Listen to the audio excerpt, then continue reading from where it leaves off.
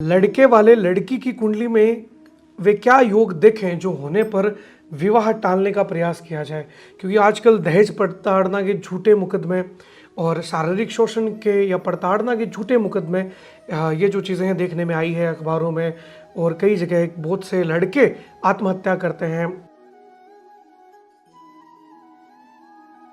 जब भी लड़के या लड़की का विवाह करते तो जन्म कुंडलियों का मिलान करते। घर परिवार के लिए लड़की कैसी रहेगी, तो उसमें बहुत सारी चीज़ें देखी जाती है। उसमें सबसे महत्वपूर्ण है लड़की का स्वभाव। तो उसका स्वभाव कैसा होगा, क्योंकि उस स्वभाव पे बहुत कुछ निर्भर करता है। एक दोष के बारे में बहुत हाइप बनी हुई है। कई लोगों से सुना है कि भाई वो मिथ है और मनगढ़ंत है, और कई लोगों से सुना है कि नहीं ये शास्त्रीय है। तो आप हमें सही गाइडेंस दीजिए, जनता के बिहाफ से आपसे पूछता हूँ, काल सर्प दोष क्या ये वाकई शास्त्रीय है या नहीं है, या केवल हवा है? इस बारे में हमें सही निर्देश दीजिए। देखिए, ज्योतिष के जो जातक ग्रंथ हैं, जातक ग्रंथ मतलब जिनमें जन्म कुंडली के बारे में बताया हुआ है जी, उनमें शास्त्रीय ग्रंथों में कहीं काल सर्प योग का उल्लेख नहीं है। शास्त्रीय ग्रंथ में कहीं भी काल सर्प दोष का उल्लेख ही नहीं। उल्लेख ही नहीं है। युवाओं में ये ट्रेंड चला है कि शेयर मार्केट से जुड़ी हुई ट्रेंडिंग करना या इससे रिलेटेड ट्रेड करना या इन्वेस्ट करना, और क्योंकि सभी चाहते हैं कि भी उनके पास ज़मीन जायदाद हो, तो ज़मीन में क्यों ना इन्वेस्ट करके देखा जाए कैसा रहता है। कुंडली के हिसाब से किन लोगों को ज़मीन में इन्वेस्ट करना चाहिए, किन लोगों को शेयर मार्केट में इन्वेस्ट करना चाहिए, क्योंकि कम से कम वो घाटे से बच जाए। सट्टा तो सभी के लिए खराब है, ये एक जनरल नियम है। सट्टे का, जुए का क्या परिणाम होता है वो महाभारत पढ़ लीजिए। निसंदेह। तो धर्मराज युधिष्ठिर की भी क्या हालत हो गई जुआ करने से। शेयर बाजार में मतलब कुंडली में योग हों तो कमाई किसी भी ढंग से हो सकती है। अगर कमाई के योग हैं, धन आने के योग हैं किसी व्यक्ति के, तो वो कोई बिजनेस करके आ जाएगा, किसी भी तरह उसको कोई संपत्ति मिल जाएगी, किसी भी तरह कमाई हो सकती है। क्या ज्योतिष और आयुर्वेद को मिला करके उपचार संभव है? मान लीजिए बड़ी से बड़ी बीमारियां, आजकल कैंसर जैसी बीमारियां चली हुई है, प्रचलित हैं लोगों के अंदर। कैंसर प्लास्टिक से भी आ रहा है, हर तरह से आ रहा है, प्रदूषण की वजह से आ रहा है। इसके अतिरिक्त कई और बीमारियां, अपंगता है, नपुंसकता है, ये लोगों में जा रही है। तो क्या ज्योतिषीय दृष्टिकोण से आयुर्वेद को मिला करके इनका इलाज किया जा सकता है? देखो, जितने भी आयुर्वेद के ग्रंथ हैं उनमें एक अध्याय ये है भी आता है कि ग्रहों नक्षत्रों की वजह से रोग होते हैं, और ग्रहों नक्षत्रों की शांति करने से वो रोग ठीक हो जाते हैं। तो ज्योतिष और आयुर्वेद का तो हमेशा से साथ रहा है।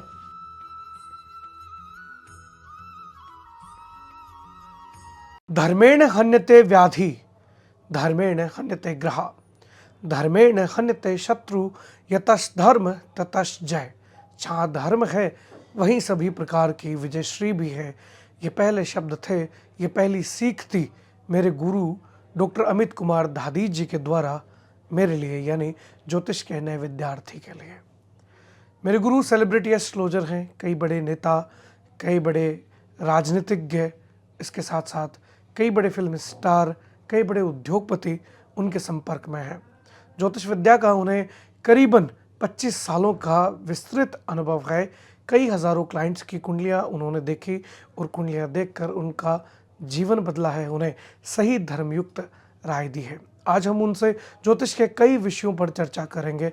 ज्योतिष वैज्ञानिक दृष्टिकोण से कितना सत्य है, आइए इस बारे में जानते हैं। मेरा आपसे सबसे पहला प्रश्न है, और प्राथमिकता पर यह इसलिए है क्योंकि ये ज़रूरी और जुनूनी दोनों है। लड़के वाले लड़की की कुंडली में वे क्या योग दिखें जो होने पर विवाह टालने का प्रयास किया जाए, क्योंकि आजकल दहेज प्रताड़ना के झूठे मुकदमे और शारीरिक शोषण के या प्रताड़ना के झूठे मुकदमे ये जो चीज़ें हैं देखने में आई है अखबारों में, और कई जगह बहुत से लड़के आत्महत्या करते हैं। और घरेलू हिंसा ना केवल सिर्फ महिलाओं के लिए नहीं है, पुरुषों पर भी लागू होती है, ये चीज़ें सामने आई हैं। तो मेरा पहला सवाल ये है कि लड़के वाले लड़की की कुंडली में कौन से ऐसे योग देखें, यदि वे योग हों तो उनसे बचा जाए या उनका उपाय कराया जाए? देखिए, पुराने समय से ही यह चीज़ चली आ रही है कि जब भी लड़के या लड़की का विवाह करते तो जन्म कुंडलियों का मिलान करते। तो वो मिलान इसीलिए करते कि इनका आपस में जीवन कैसा रहेगा, दोनों का तालमेल कैसा रहेगा, घर परिवार के लिए लड़की कैसी रहेगी। तो उसमें बहुत सारी चीज़ें देखी जाती है। उसमें सबसे महत्वपूर्ण है लड़की का स्वभाव। तो उसका स्वभाव कैसा होगा, क्योंकि उस स्वभाव पे बहुत कुछ निर्भर करता है। अब जैसे मान लीजिए कुछ नक्षत्र हैं कि उन नक्षत्रों की लड़कियों का स्वभाव खराब होता है और किसी विशेष व्यक्ति के लिए खराब होता है। जैसे कहा गया है कि मूल नक्षत्र की कन्या अपने ससुर के लिए घातक होती है, अश्लेषा नक्षत्र की कन्या अपनी सास के लिए घातक होती है, ज्येष्ठा नक्षत्र की कन्या अपने जेठ के लिए घातक होती है, और विशाखा नक्षत्र की कन्या अपने देवर के लिए घातक होती है। तो इस तरीके से सब नक्षत्रों का स्वभाव है कि कौन से नक्षत्र की कन्या शुभ रहेगी, कौन से नक्षत्र की कन्या अशुभ रहेगी। अब जैसे मान लीजिए किसी लड़की का विशाखा नक्षत्र है, तो उसकी शादी ऐसे लड़के से की जाए जिसके देवर नहीं हो, या किसी का ज्येष्ठा नक्षत्र हो तो उसकी शादी ऐसे लड़के से की जाए जिसके जेठ नहीं हो। और उसके अलावा जन्म कुंडली में बहुत सारे योग होते हैं कि जैसे लड़की की कुंडली में सप्तम भाव में क्रूर ग्रह हैं, तो वो अपने पति के लिए अच्छी नहीं है। अब इस योग को कैसे काटा जाए? अगर लड़के की कुंडली में भी पहले घर में, 12वें घर में, चौथे घर में क्रूर ग्रह हैं, तो वो इसके 7वें घर के क्रूर ग्रह के प्रभाव को काट देंगे। यानी वहाँ मांगलिक दोष कटता है। बिल्कुल, मांगलिक दोष के अलावा शनि, राहु, सूर्य, इनसे भी मांगलिक दोष होता है। लोग खाली मंगल से ही देखते हैं जी, जबकि क्रूर ग्रह जितने भी हैं वो सब मांगलिक दोष बनाते हैं। ये एक सही बात इनकी गाइडेंस से हमें देखने को मिली है कि केवल मंगल ही प्रधान नहीं होता है मांगलिक दोष में, अन्य क्रूर ग्रह भी यदि उन स्थानों पर हों तो वो भी विवाह में बाधक सिद्ध होते हैं। बिल्कुल। तो नक्षत्र का विवेचन करना आवश्यक है कि इस तरह के नक्षत्र यदि हों तो जैसे कि आपने उदाहरण दिया कि इस नक्षत्र होने पर यदि देवर नहीं है तब विवाह कराया जाए तो ये घर टूटने या परिवार टूटने से बचा जाएगा। कोई और अन्य योग आप बता सकते हैं जिनको मुख्यतया खराब माना जाता है या जिसका उपाय करवाना चाहिए?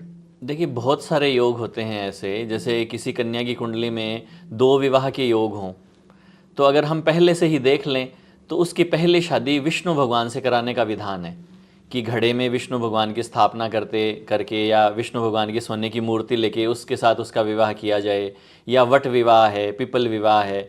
तो वो सब विधान इसीलिए बनाए गए हैं कि किसी लड़की की कुंडली में विधवा होने का योग है या 2 शादियों का योग है, तो वो अपने को पहले से ही अगर दिख जाए तो हम उसका विवाह पहले विष्णु भगवान से कराएं, फिर उसका दूसरा विवाह हो। तो जो भी दोष है वो पहले विवाह में लगेगा, दूसरे में नहीं लगेगा। तो इस तरीके से बचाव हो सकता है। और इसी प्रश्न को यदि मैं थोड़ा डाइवर्ट करने की कोशिश करूं कि लड़की क्योंकि वो अपने माता पिता, परिवार सब कुछ छोड़कर किसी अन्य के घर जाती है और एडजस्ट करना इतना इजी नहीं होता, और भारत की जो अपना कल्चर है उस वजह से प्राय शादियां अरेंज मैरिज ही होती है। तो पहले से जान पहचान लव मैरिज हो तो एक अलग बात है। तो अरेंज मैरिज के हिसाब से मुख्यतः ये बताइए कि लड़की एक लड़के की कुंडली में क्या चीज़ देखे कि उसे वो एक्सेप्ट करे कि हाँ ये यदि योग है तो लड़का अच्छा है और ये योग है तो लड़का अच्छा नहीं है, इस बारे में ज़रूर बताइए।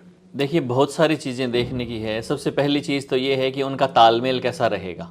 जी, बोलते हैं विशस्य विषम औषधि, जहर जहर को मारता है। जी, किसी लड़की की कुंडली में कुछ खराब योग हैं और लड़के की कुंडली में उसको काटने वाले योग हैं, तो उस लड़के से उसको शादी करनी चाहिए। और इसमें एक उदाहरण ये भी दिया जाता है कि शहद भी अच्छी चीज़ है स्वास्थ्य के लिए और घी भी अच्छी चीज़ है स्वास्थ्य के लिए, लेकिन दोनों को बराबर मात्रा में मिला दिया जाए तो वो जहर बन जाता है। बिल्कुल। तो वैसे ही लड़के की इंडिविजुअल कुंडली अच्छी है, लड़की की इंडिविजुअल कुंडली अच्छी है, लेकिन उन दोनों का आपस में तालमेल अच्छा नहीं है।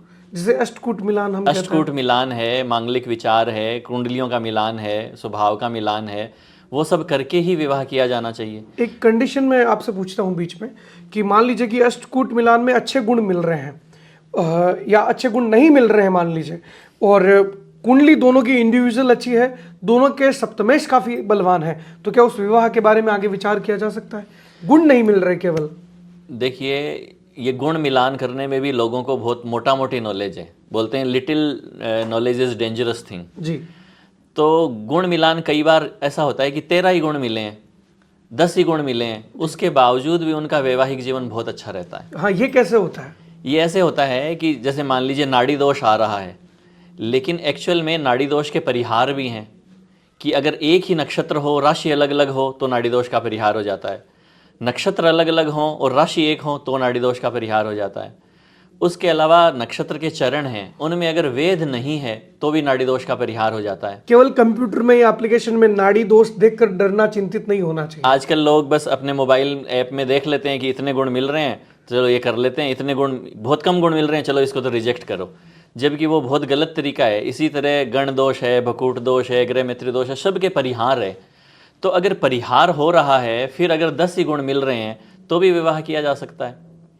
यानी इंडिविजुअल कुंडली अच्छी है, सप्तमेश सब बलवान है और परिहार हो रहे हैं, भाई अष्टकूट वो मिलान के। अष्टकूट का परिहार हो रहा है और कुंडली अच्छी मिल रही है तो विवाह किया जा सकता है। और मान लीजिए कि गुण बहुत अच्छे मिलते हैं, कई बार ऐसा भी होता है कि 36 में से 34 गुण मिल रहे हैं, फिर भी उन दोनों की निभती नहीं है, डिवोर्स हो जाता है। तो उसके पीछे रीजन क्या है? उन दोनों की कुंडलियां हैं, गुण तो मिल गए। जबकि जनता ये कहती है कि हमने गुण मिलाए थे, गुण मिले थे, पंडित जी ने यस बोला था। बिल्कुल बिल्कुल। तो वो मतलब सूक्ष्म बारीकता से उसका अवलोकन नहीं है, अन्वेषण नहीं है। एक्चुअल में तो जब हम लड़का लड़की का विवाह करते हैं तो सारी चीज़ें देखी जाती है। लड़की की उम्र कितनी है, मान लीजिए उसकी वो अल्पायु योग है, तो ऐसे लड़के से हम शादी करेंगे क्या? या लड़की की कुंडली में अल्पायु योग है तो हम शादी करेंगे?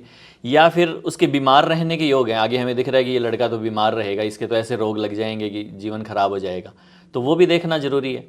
नपुंसक रहेगा या पुरुषत्व रहेगा, वो भी देखना जरूरी है। उसके अलावा कमाएगा या नहीं कमाएगा, बेरोजगार ही बैठा रहेगा, तो बहुत सारी चीज़ें हैं। उसके अलावा चरित्र कैसा रहेगा, लड़के का चरित्र खराब है तो भी गड़बड़ है, लड़की का चरित्र खराब है तो भी गड़बड़ है। और संतान होने के योग हैं या नहीं है, तो सारी चीजें ही देख के और फिर निर्णय किया कुंडली जाता है। विश्लेषण है, केवल अष्टकूट मिलान के नंबर देखने से कुछ नहीं। केवल हम अगर एक चीज देख लेंगे, मान लीजिए उनके बच्चा नहीं होता है तो भी जीवन खराब है, बीमार रहेगा तो भी जीवन खराब है, अल्पायु है तो भी जीवन खराब है, तो बहुत सारी चीजें हैं, वो सारी चीजें देख के ही तय किया जाता है कि विवाह करें या नहीं। अब आजकल एक चीज प्रचलित में आई है कि भाई कुंडली मिलाना इतना आवश्यक नहीं है जितना उनकी मेडिकल रिपोर्ट मिलाना आवश्यक है। तो इस पर आपका क्या पॉइंट ऑफ व्यू है? क्या कुंडली उतनी डिटेल में बारीकी से एनालाइज कर पाती है? क्योंकि आपने अभी स्वास्थ्य की बात की है, तो इस बारे में बताइए कि ये मिथ है या किस तरह की बात है? बिना ग्रह नक्षत्र खराब हुए कभी भी आदमी बीमार नहीं होता है जी, ये एकदम परखी हुई बात है। तो जन्म कुंडली जितना सही बता सकती है स्वास्थ्य के बारे में, उतना मेडिकल रिपोर्ट्स नहीं बता सकती। मेडिकल रिपोर्ट्स तो अभी के बारे में बताएगी और जन्म कुंडली भविष्य के बारे में भी बता देगी, होने वाली बीमारियां क्या हो सकती है। बिल्कुल आगे कौन से समय में क्या बीमारी इसको हो सकती है वो तो भी केवल इस मिथ में मत रहिए कि हम मेडिकल रिपोर्ट ही मिलाए, जन्म कुंडली को भी वरीयता देनी उतनी ही आवश्यक है। और केवल अष्टकूट मिलान ही सब कुछ नहीं है, बहुत सी बारीकियां होती हैं, इसीलिए एक विद्वान ज्योतिषी का आपके पास होना बहुत आवश्यक होता है। महाराज, मेरा दूसरा प्रश्न है कि जैसे हमने बहुत खुलकर डिस्कस एक एक पॉइंट पे बात की है, पर दुनिया क्या करती है कि कुछ भी अपने हिसाब से टोटके बना करके लोगों को बताते हैं। एग्जाम्पल देता हूँ मैं, जैसे कोई कहता है कि शमशान में मटकी अमावस्या के दिन गाड़ के आ जाओ रात को इतने बजे।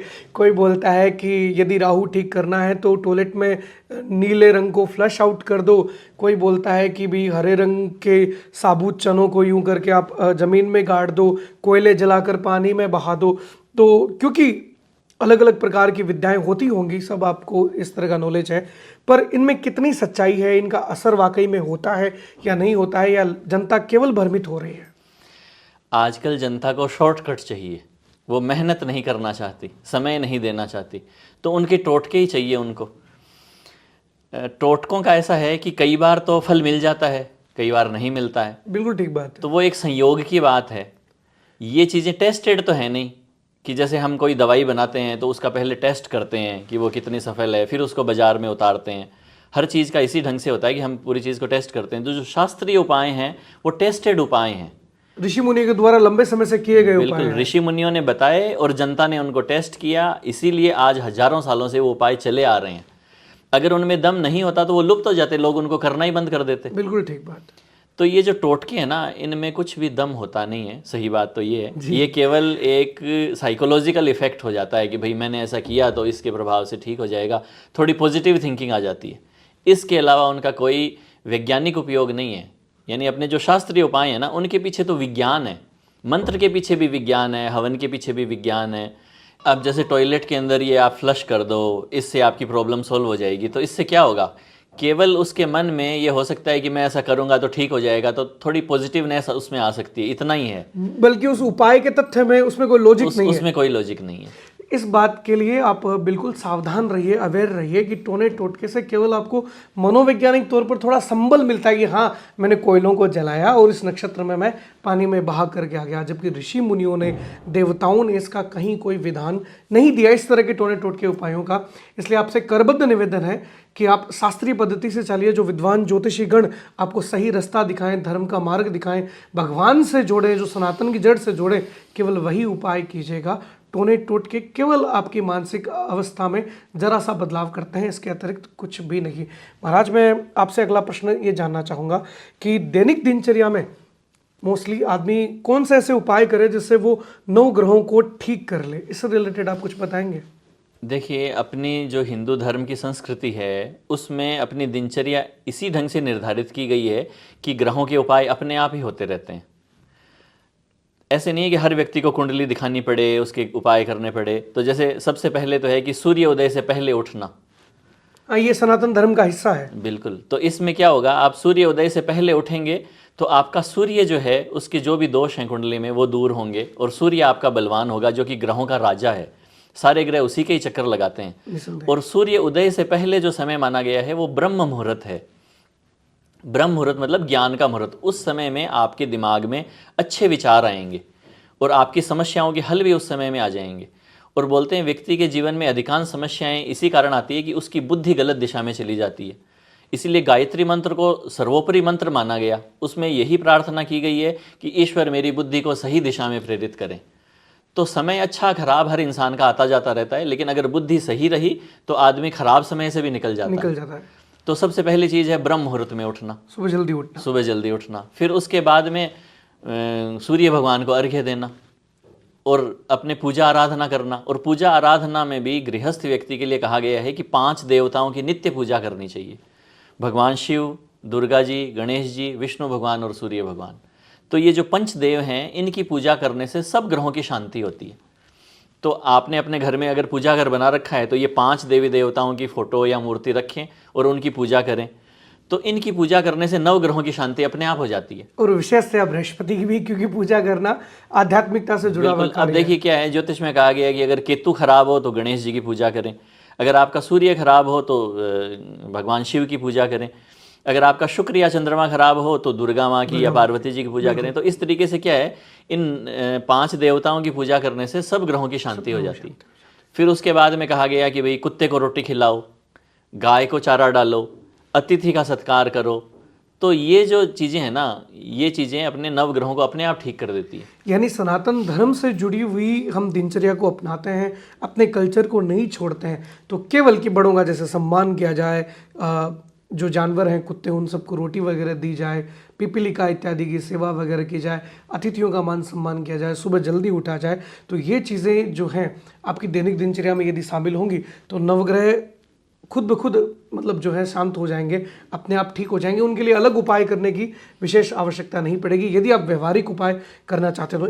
अब देखिए क्या है, ये जो चीज़ें हैं ना, इन सब के पीछे विज्ञान है कि जैसे हम सुबह उठते हैं, उठते ही बोलते हैं कि अपने हाथों को देखो और बोलो कराग्रे वस्ते लक्ष्मी, कर मध्य तु सरस्वती, कर मूले स्थितो ब्रह्मा। तो हाथ इस ढंग से खोलने का मतलब ये है कि आपका मन खुलेगा और फिर आप ये कहेंगे कि मेरे तो हाथ के अग्रभाग में लक्ष्मी का निवास है, कराग्रे वस्ते लक्ष्मी, कर मध्य तु सरस्वती, और मध्य भाग में सरस्वती का निवास है और मूल भाग में ब्रह्मा का निवास है। तो इससे कितनी पॉजिटिविटी आएगी। एक तो सुबह सुबह आप उठते हैं तो आपका माइंड वैसे ही पॉजिटिव रहता है क्योंकि आपने रात भर नींद ली हुई है। अब आप टॉयलेट में फलानी चीज़ फ्लश कर दें, आप पानी के अंदर कोयले बहा दें, तो वो आप रोज़ करेंगे, उसकी बजाय ये रोज़ करें तो ज़्यादा फलदायक है। धार्मिक उपाय भी होते हैं नवग्रहों के, जैसे जप इत्यादि वगैरह है। तो बहुत शॉर्ट में जानना चाहूँगा, जैसे कि आपने आराधना से जुड़कर बताया कि भाई भगवान शंकर के लिए सूर्य की पूजा है और शुक्र इत्यादि के लिए आपने माता जगदम्बिका का नाम लिया। तो आप मुझे धार्मिक उपाय भी बता दीजिए वेरी शॉर्ट कि भाई कौन से ग्रह के लिए किस देवता की उपाय आराधना करने से वे जो है ग्रह संतुलित रहेंगे। एक तो देखिए ये जो मंत्र है, ये मंत्र अपने आप में वाइब्रेशन है। और आज ये जो भी संसार में अपन देख रहे हैं विज्ञान का चमत्कार, ये एकदम क्लियर बताता है कि वाइब्रेशन में कितनी शक्ति है। आप मोबाइल पे बात करते हैं तो वो वाइब्रेशन के थ्रू ही करते हैं, आप इंटरनेट पे काम कर रहे हैं तो वो भी वाइब्रेशन से ही चलता है, टीवी देखते हैं तो वो भी सब कुछ। तो ये जो मंत्र हैं इनमें जब हम बोलते हैं ओम ऐं ह्रीं क्लीं, तो ये ह्रीं क्लीं का क्या अर्थ है? इनका अर्थ नहीं है, ये वाइब्रेशन है। और ये वाइब्रेशन दिमाग पे असर डालती है, ये वाइब्रेशन बाकी चीज़ों पर असर डालती है। तो जितने भी मंत्र बनाए गए, तो ऋषियों को कहा गया मंत्र दृष्टा, उन्होंने मंत्र बनाए नहीं, उन्होंने मंत्र देखे, उन वाइब्रेशंस को उन्होंने अनुभव किया, फिर उन्होंने बताया कि अब जैसे मान लीजिए किसी की कुंडली में शुक्र का दोष है, तो उन्होंने कहा आप फला फला मंत्र का जप करिए। तो उस मंत्र में क्या है, ओम शुंग। अब ये शुंग क्या है, वाइब्रेशन है ये। तो ये वाइब्रेशन शुक्र के जो दोष हैं उसको दूर करती है, और ये टेस्टेड चीज़ें हैं। फिर उन्होंने संख्या भी बताई कि इतनी मात्रा में इस मंत्र के जप करो, फिर इसका हवन करो, तो उससे जो शुक्र का दोष है कुंडली में वो दूर होता है। तो ये जितने भी धार्मिक उपाय हैं, और आज सैकड़ों सालों से ये चले आ रहे हैं, ये इसीलिए चले आ रहे हैं कि इनका रिजल्ट मिलता है। तो ये जितने भी धार्मिक उपाय हैं, जैसे मान लीजिए कोई भी ग्रह खराब है, तो सबसे पहला उपाय है हम उस ग्रह के मंत्र का जप करें, उसका हवन करें, उसका दान करें। और किसी ग्रह को बलवान करना है तो उसका रत्न धारण करें या उसकी धातु धारण करें। फिर ग्रहों से संबंधित देवता भी हैं, जैसे सूर्य भगवान का संबंध भगवान शिव से है, और पार्वती जी का संबंध चंद्रमा से है, और मंगल का संबंध कार्तिकेय भगवान से या हनुमान जी से है, बुध का संबंध भगवान विष्णु से है, बृहस्पति का संबंध भी विष्णु भगवान से है, शुक्र का संबंध दुर्गा माँ से भी है, लक्ष्मी जी से भी है, और शनि के लिए मृत्युंजय मंत्र के जप किए जाते हैं, राहु केतु के लिए भी मृत्युंजय मंत्र के जप किए जाते हैं। तो ये अलग अलग देवी देवता जो हैं वो अलग अलग ग्रहों की शांति करते हैं, ये विधान है। एक दोष के बारे में बहुत हाइप बनी हुई है, कई लोगों से सुना है कि भाई वो मिथ है और मनगढ़ंत है, और कई लोगों से सुना है कि नहीं ये शास्त्रीय है। तो आप हमें सही गाइडेंस दीजिए, जनता के बिहाफ से आपसे पूछता हूँ, काल सर्प दोष क्या ये वाकई शास्त्रीय है या नहीं है, या केवल हवा है? इस बारे में हमें सही निर्देश दीजिए। देखिए, ज्योतिष के जो जातक ग्रंथ हैं, जातक ग्रंथ मतलब जिनमें जन्म कुंडली के बारे में बताया हुआ है जी, उनमें शास्त्रीय ग्रंथों में कहीं काल सर्प योग का उल्लेख नहीं है। शास्त्रीय ग्रंथ में कहीं भी काल सर्प दोष का उल्लेख ही नहीं है। बड़े बड़े ऋषि मुनियों ने नहीं लिखा है। नहीं, बिल्कुल नहीं। जैसे चाहे आप बृहद पराशर होरा शास्त्र देखिए, सारावली देखिए, बृहद जातकम देखिए, फल दीपिका देखिए, जितने अपने जो ज्योतिष के जातक के शास्त्रीय ग्रंथ है, जातक मतलब जो जन्म कुंडली से संबंधित योग बताते हैं, अब उन्होंने सैकड़ों हजारों योग बताए हैं, अनफा योग, सुनफा योग, केमुद्रुम योग, तरह तरह के राजयोग, लेकिन उन्होंने कहीं भी काल सर्प योग का उल्लेख नहीं किया। तो वो भूल गए क्या, या वो उनमें इतनी बुद्धि नहीं थी कि वो ये बता सकें? नहीं, इतनी बारीकी में जिन्होंने बातचीत की है, निसंदेह उन्हें ज्योतिष का पूरा ज्ञान तो था। उनको पता था कि काल सर्प योग जन्म कुंडली में अगर होता है तो उसका कोई विशेष प्रभाव नहीं पड़ता है। फिर उसके बाद में मेदनीय ज्योतिष के ग्रंथ हैं।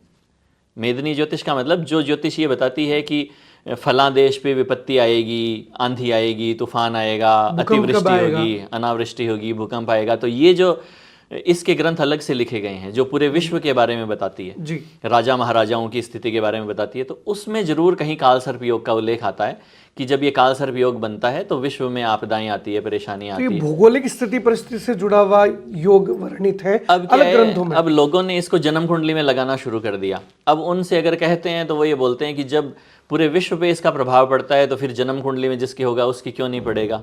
चलो उनका तर्क भी मान लेते हैं। फिर मेरे पास में कोई सैकड़ों ही लोग आए हैं जिनकी जन्म कुंडली में काल सर्प योग बिल्कुल भी नहीं था, फिर भी उनको ज्योतिषियों ने, पंडितों ने कह दिया कि आपके काल सर्प योग है।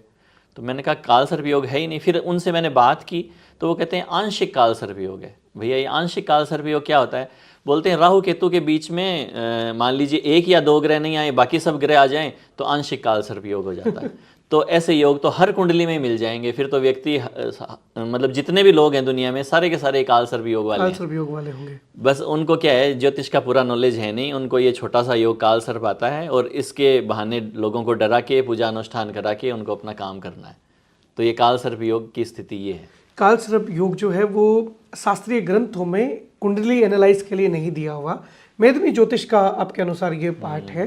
इसलिए जो लोग आपको इसके नाम पे डराते हैं उनसे डरने की आवश्यकता नहीं है।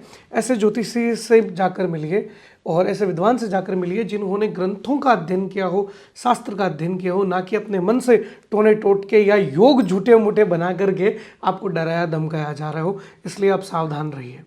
युवाओं में ये ट्रेंड चला है कि शेयर मार्केट से जुड़ी हुई ट्रेंडिंग करना या इससे रिलेटेड ट्रेड करना या इन्वेस्ट करना, और क्योंकि सभी चाहते हैं कि भाई उनके पास ज़मीन जायदाद हो तो ज़मीन में क्यों ना इन्वेस्ट करके देखा जाए कैसा रहता है। तो ये एक ट्रेंड चल गया है मुख्यतः कि भाई किसी को कुछ करना नहीं आता तो वो थोड़ी किताबें पढ़ के, थोड़ा पॉडकास्ट देख के कोशिश करता है कि वो सट्टा बाजार या शेयर मार्केट में उतर जाए। तो मैं चाहूँगा कि आप सही दिशा निर्देश कीजिए कि कुंडली के हिसाब से किन लोगों को ज़मीन में इन्वेस्ट करना चाहिए, किन लोगों को शेयर मार्केट में इन्वेस्ट करना चाहिए, क्योंकि कम से कम वो घाटे से बच जाए। देखिए, सट्टा तो सभी के लिए खराब है, ये एक जनरल नियम है। सट्टे का, जुए का क्या परिणाम होता है वो महाभारत पढ़ लीजिए। निसंदेह। तो धर्मराज युधिष्ठिर की भी क्या हालत हो गई जुआ करने से। तो ये एक जनरल नियम है, कुंडली देखने की जरूरत ही नहीं है। मैं तो ये कहूँगा जुए सट्टे से दूर ही रहना चाहिए। अब शेयर बाजार में मतलब कुंडली में योग हों तो कमाई किसी भी ढंग से हो सकती है। अगर कमाई के योग हैं, धन आने के योग हैं किसी व्यक्ति के, तो वो कोई बिजनेस करके आ जाएगा, किसी भी तरह उसको कोई संपत्ति मिल जाएगी, किसी भी तरह कमाई हो सकती है। अब शेयर बाजार में सट्टा नहीं करके बिजनेस की तरह शेयर बाजार को करें तो उसके कुंडली में योग होते हैं कि जैसे 5वां घर जो होता है जन्म कुंडली में, वो शेयर मार्केट से संबंधित है। तो 5वें घर के मालिक का धन के घर के मालिक से संबंध बने अच्छे स्थान में, और बृहस्पति ग्रह जो है वह शेयर मार्केट का ग्रह है, वह जन्म कुंडली में अच्छी स्थिति में हो, तो ऐसा आदमी शेयर मार्केट में इन्वेस्टमेंट के थ्रू कमा सकता है। और बहुत लोगों ने बहुत बड़ा पैसा भी कमाया है शेयर मार्केट में इन्वेस्टमेंट के थ्रू, जबकि सट्टा करके लोगों ने खोया ही है। आजकल तो सेबी ने भी ये नियम कर दिया कि कोई जब ट्रेड करने जाता है तो पहले लिखा हुआ आता है कि 10 में से 9 लोग F&O में नुकसान करते हैं। अच्छा, ये चेतावनी आती है आजकल ये चेतावनी आती है, चाहे आप कहीं भी जीरोधा में आप चाहे ट्रेड करो, चाहे ICICI में करो, चाहे किसी में भी करो, तो सबसे पहले आप ट्रेड करने जाओगे तो पहले वो लिखा हुआ आएगा कि 10 में से 9 लोग F&O में नुकसान करते हैं। वो पढ़ने के बाद उसको ओके करके आप आगे बढ़ो। तो ये एक जनरल नियम है, सब लोग खोते हैं। अब इसमें कुंडली क्या देखनी है। तो सट्टे से तो मैं ये कहूँगा दूर ही रहना चाहिए सबको। और जिन लोगों को इन्वेस्ट करना उनके लिए बृहस्पति ठीक होना उनके लिए जन्म कुंडली में 5म स्थान और धन स्थान, लाभ स्थान बृहस्पति, इनकी स्थिति अगर अच्छी है तो वो शेयर मार्केट में कमा सकता है। कई लोग ऐसा कहते हैं, जो इंस्टा के ज्योतिषी हैं जिनको मैं कहूँगा, वो लोग ये कहते हैं कि भी राहु उतार चढ़ाव का देवता है, तो राहु का संबंध शेयर मार्केट से, इस बारे में क्या कहेंगे? राहु का संबंध सट्टे बाजारी से है, राहु का संबंध सट्टे से है। कई बार लोग जो है सट्टे में भी बहुत अच्छा कमा लेते हैं, लेकिन हमेशा नहीं कमाते। मैंने लोगों को देखा है कि बहुत मोटे पैसे कमा लिए सट्टे में, फिर जब समय थोड़ा सा भी उल्टा पुल्टा आता है बहुत मोटे खो भी देते हैं। यदि कुंडली में ही योग होता तो वो लगातार कमाते जी। कुंडली के अंदर सट्टे से, मैं तो ये कहूँगा सट्टे की जो कमाई है, जुए की जो कमाई है, वो कमाना भी खोना ही है। क्योंकि वो आप कमाएंगे फिर आपका मन और किसी काम का नहीं करेगा, क्योंकि इतनी इजी इनकम और किसी काम से नहीं होती है। तो आपका मन उसमें करेगा और उसमें हमेशा ही आप कमाएं, ऐसा कभी नहीं होता है। तो शॉर्टकट से बचना चाहिए। चाहिए। जमीन में किन लोगों को इन्वेस्ट करना चाहिए? शेयर बाजार में भी, इन्वेस्टमेंट में भी सारे लोग नहीं कमाते हैं। कुंडली में योग होने चाहिए, जिसकी कुंडली में योग हो वही शेयर मार्केट में इन्वेस्ट करे। और ज़मीन से कमाने के भी योग होते हैं, जैसे चौथा घर ज़मीन का होता है, मंगल भूमि का कारक होता है। तो चौथे घर का अगर दूसरे घर के स्वामी से संबंध बने, यानी चौथे घर का स्वामी और दूसरे घर का स्वामी दोनों दूसरे घर में ही बैठ जाएं, या चौथे घर का स्वामी दूसरे घर का स्वामी दोनों चौथे घर में ही बैठ जाएं, और मंगल जो है वो बलवान हो कुंडली में, तो ऐसे लोग प्रॉपर्टी से अच्छा कमाते हैं। शुक्र का भी संबंध बन जाए तो कंस्ट्रक्शन बिजनेस से भी अच्छा कमाते हैं। शुक्र का संबंध कंस्ट्रक्शन बिजनेस से है। कुछ लोग शनि को मानते हैं इसमें। शनि का संबंध प्रॉपर्टी से है भाई। आप कंस्ट्रक्शन का संबंध शनि से इसलिए मानते हैं कि उसमें मजदूरों की जरूरत पड़ती है, सीमेंट जो है वो केमिकल से बनता है, लोहे का उपयोग होता है, तो इसलिए। बाकी मेन तो भूमिपुत्र मंगल को बोला गया है। तो मंगल जिनका बलवान हो, मंगल जिनका बलवान हो, और उसके अलावा धन भाव से उसका संबंध हो, धनेश से उसका संबंध हो, तो धन आएगा। आजकल लोगों के पास बड़ी कैपिटल नहीं होती, ज़्यादा जमा पूंजी नहीं होती, तो वह अपने किसी मित्र के साथ, किसी रिश्तेदार के साथ या किसी कंपनी के साथ टाई अप करने की कोशिश करते हैं कि भाई आधा तू दे आधा मैं दूं और साथ में मिलकर कर लें। ज़्यादातर उन लोगों को नुकसान होता है, पार्टनर धोखा देता है। तो पार्टनरशिप के क्या योग बनते हैं? किन लोगों को पार्टनरशिप में, जमीन में या किसी भी व्यवसाय में जो है हाथ डालना चाहिए? इसमें देखिए दो बातें हैं। एक तो जन्म कुंडली में जो 7वां घर होता है वो बिजनेस पार्टनर का भी है और लाइफ पार्टनर का भी है। पार्टनरशिप का हो गया वो। पार्टनरशिप का हो गया। तो अगर 7वें घर में अच्छे ग्रह हैं, 7वें घर को अच्छे ग्रह देख रहे हैं, 7वें घर के स्वामी का धन भाव के स्वामी से संबंध बन रहा है, लाभ भाव के स्वामी से संबंध बन रहा है, तो ऐसे लोगों को अच्छे पार्टनर मिलते हैं और पार्टनरशिप से फ़ायदा मिलता है। फिर इसके अलावा एक चंद्रमा का अष्टक वर्ग होता है, उसके अंदर चंद्रमा के जिस राशि में सबसे ज़्यादा बिंदु हों, मान लीजिए 8 बिंदु हैं, 7 बिंदु हैं, तो उस राशि वाले व्यक्ति से पार्टनरशिप करना अच्छा रहता है। मतलब ज्योतिष में ऐसा लिखा है कि चंद्रमा के अष्टक वर्ग को देखिए और उसमें जिस राशि में सर्वाधिक बिंदु हों वह व्यक्ति आपके लिए बड़ा शुभ है। सुबह सुबह उठ के अगर उसका मुंह देखते हैं तो आपका दिन अच्छा जाएगा। अच्छा, तो मतलब वही व्यक्ति अगर आपका पार्टनर बन जाए तो वो आपके लिए शुभ रहेगा। और जन्म कुंडलियां भी देख लेनी चाहिए कि भाई ये व्यक्ति कैसा है। किसी आदमी की धूर्तता के योग हैं, बेईमान है, चोर है, उसके साथ आप पार्टनरशिप कर लें तो वो तो अपना स्वभाव दिखाएगा तो ही। ना केवल शादी ही नहीं, पार्टनरशिप भी कुंडली मिलान करके ही करनी बिल्कुल चाहिए। बिल्कुल। तो इस चीज़ से आप सावधान रहिए कि केवल शॉर्टकट सही रास्ता नहीं है और केवल राहु ही शेयर मार्केट का कारक ग्रह नहीं है। यदि आप लंबे समय तक निवेश करना चाहते हैं तो पंचम और बृहस्पति का अवलोकन अन्वेषण जरूर करना चाहिए। और ज़मीन, क्योंकि मंगल भूमि पुत्र हैं, तो मंगल यदि अच्छे हों तो ज़मीन से जुड़े हुए कार्य आप कर सकते हैं। और इसके बाद में पार्टनरशिप में भी कुंडली का अवलोकन करना चाहिए। जैसा कि आपने अष्टक वर्ग वाला बड़ा अलग उदाहरण दिया, मोस्टली ये प्रचलित नहीं है क्योंकि लोगों को इतना आपकी तरह डिटेल में ज्ञान नहीं, नॉलेज नहीं, लोग ग्रंथ नहीं पढ़ते, रील्स ज़्यादा देखते हैं, इस वजह से वो बहकावे में आ जाते हैं। एक प्रश्न आपसे ये है कि केवल जैसे ये विद्या ऋषि मुनियों ने लिखी, हमारे सनातन परंपरा का हिस्सा रहा, पर हम सनातनियों के अलावा जो बाकी देश हैं वहाँ भी अलग अलग प्रकार की ज्योतिष तो होती ही होगी और लागू होती होगी। ज्योतिष क्या केवल सनातन धर्म, जो इस धर्म को मानने वाले हैं, इन्हीं लोगों पर लागू है, या यहाँ मुसलमान भी रहते हैं, क्रिश्चियन लोग भी रहते हैं, वो लोग पाश्चात्य ज्योतिष से भी नहीं जुड़े हुए, तो उन पर भी उतनी ही लागू होती है? क्या उनको भी जन्म कुंडली को उतनी ही वरीयता देनी चाहिए जितनी हम लोग देते हैं? देखिए, ज्योतिष जो है ये एक विज्ञान है और सूर्य का प्रभाव हर व्यक्ति पे पड़ता है, वो चाहे किसी भी धर्म का हो। चंद्रमा का प्रभाव हर व्यक्ति पे पड़ता है। सूर्य अगर ठंडा हो जाए तो हम तुरंत सब ठंडे हो जाएंगे। ठीक बात। और चंद्रमा जो है वो समुद्र में ज्वार भाटा लाता है, तो अपने शरीर में भी नमक और पानी का उतना ही अनुपात है जितना समुद्र के अंदर है। तो जब चंद्रमा जो है समुद्र के जल को ऊपर उठा सकता है, उस पर प्रभाव डाल सकता है, तो अपने खून पे प्रभाव नहीं डालता। तो ये तो विद्या जो है ये विज्ञान है और चाहे कोई व्यक्ति किसी भी धर्म का हो, सबके ऊपर उसका असर पड़ता है। और पूरे विश्व में ज्योतिष को माना जाता है। जो क्रिश्चियन लोग हैं वो भी ज्योतिष को मानते हैं और मुस्लिम धर्म के कितने लोग मेरे संपर्क में हैं कि जो ज्योतिष को मानते हैं। जब भारत में मुसलमानों का राज आ गया तो अपने जो ज्योतिष के विद्वान थे उन्होंने उसका जो अनुवाद है वह उर्दू के अंदर कर दिया, संस्कृत के ग्रंथों का अरबी में कर दिया। और मुसलमान जो राजा महाराजा थे उनके भी ज्योतिषी होते थे, नजूमी के अगर पुकारा जाता था, एक उर्दू शब्द है। बिल्कुल। तो इसमें क्या है कि ज्योतिष का कोई धर्म से संबंध है ही नहीं, क्योंकि ये एक विज्ञान है और इसको हर धर्म के लोग मानते हैं पूरे विश्व के अंदर। अब अगर आप देखें पामिस्ट्री, तो पामिस्ट्री का सबसे ज़्यादा विकास तो किया ही इंग्लैंड वालों ने। जो कीरो हुआ था वो हिंदुस्तान का थोड़ी था, और कीरो की जो हस्तरेखा की किताब है वो बहुत ज़्यादा प्रचलित हुई, उसने बहुत ज़्यादा खोजबीन की इसके ऊपर। और विदेशों के अंदर, अमेरिका के अंदर बहुत ज़्यादा ज्योतिषी हैं जो ज्योतिष का काम करते हैं और उनका थोड़ा सा अलग तरीका है, लेकिन वो भी कुंडली बनाते हैं, वो भी ग्रह नक्षत्रों को देखते हैं।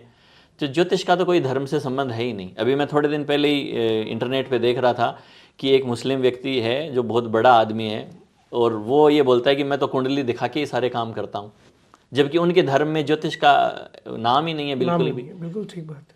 तो ज्योतिष का धर्म से कोई लेना देना नहीं है। किसी भी कम्युनिटी के, कोई भी किसी भी वर्ण के लोग हों, ये एक विज्ञान है। ग्रहों नक्षत्रों का हर व्यक्ति पे प्रभाव पड़ता है, तो इसमें धर्म का क्या लेना देना है। उपायों का जरूर है कि भाई जो हिंदू धर्म के लोग हैं वो कहेंगे कि भाई सूर्य आपका खराब है तो आप सूर्य भगवान की पूजा करो, तो क्रिश्चियन लोग इस चीज़ को नहीं मानेंगे, वो अपना अलग ढंग से करेंगे, परंतु उनका इससे सीधा संबंध है भी।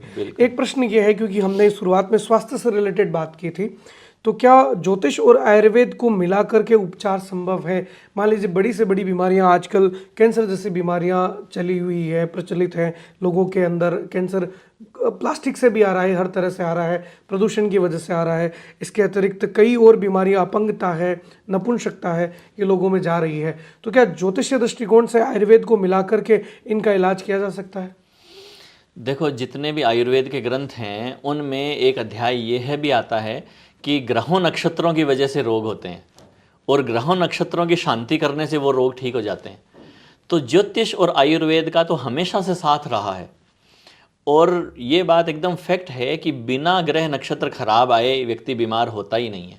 एक पुरानी कहावत है, ग्रह बिना घात नहीं, यानी अगर कुछ बुरा होगा व्यक्ति के साथ तो बिना ग्रह खराब आए हो ही नहीं सकता। तो व्यक्ति बीमार होगा तो उसमें ग्रह नक्षत्रों का रोल जरूर रहेगा। और कितने ऐसे योग बताए गए हैं ज्योतिष के ग्रंथों में कि भाई ये ग्रह इस ढंग से होते हैं तो फला फला बीमारी होती है। तो ज्योतिष और आयुर्वेद तो एकदम जुड़े हुए हैं, और ग्रहों के हिसाब से चिकित्सा भी की जाती है।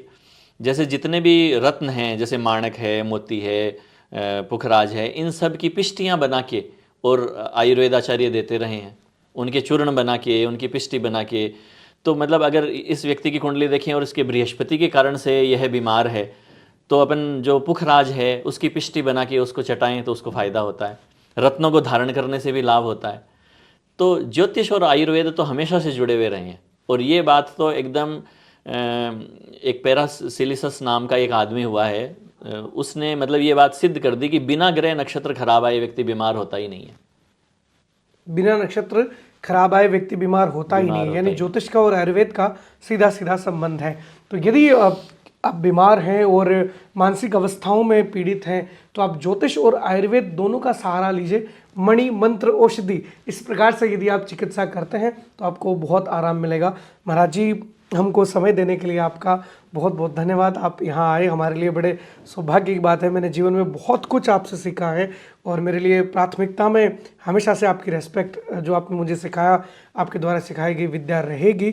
और आशा है कि आप लोग इस वीडियो को इतना ही प्रेम देंगे जितना आप हमेशा से देते हुए आए हैं, और ये आपके जीवन में उपयोग में ज़रूर आएगी। आपका यहाँ आने के लिए बहुत बहुत धन्यवाद। जय श्री बालाजी के।